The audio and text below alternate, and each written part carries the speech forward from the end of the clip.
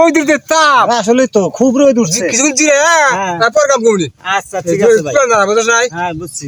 বহুদিন থেকে একটা কথা কবে চাই, তা তোমার কাছে কোনো সাহস পাই না। তুই এর কথা বলি, তুই ছোট ভাই আমার কথা কবি।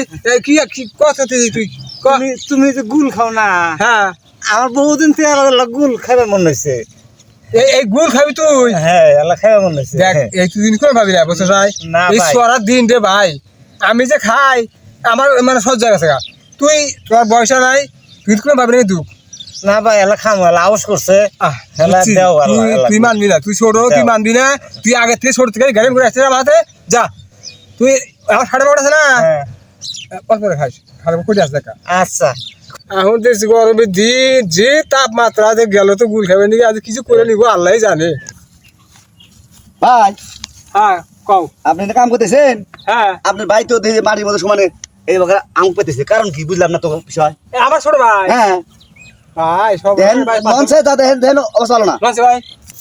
দেখেন আপনি ভাই অবস্থা দেখছেন। তাই তো দেখি। কি রে তোর কি হয়েছে রে? আমি কিছুই দেখতেছি না ভাই। ক্যা? কি যে খাল বাগান দেখতেছি, ও, এখন দেখতেছি না কিছুই। তোকে কইলাম হ্যাঁ। তুই এই গুল তুই খাইস না রে ভাই।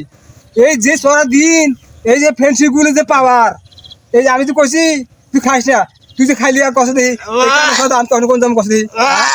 আপনার ভাই তো জীবনে গুল খানা না, না। তো নেশা মাথা রেখেছে বুঝছেন। হ্যাঁ। বাড়িতে লেবু শরবত করে গুল বানাবো, খেলে রাখবো। তো বাড়ি তাহলে নচে ভাই না না না না না না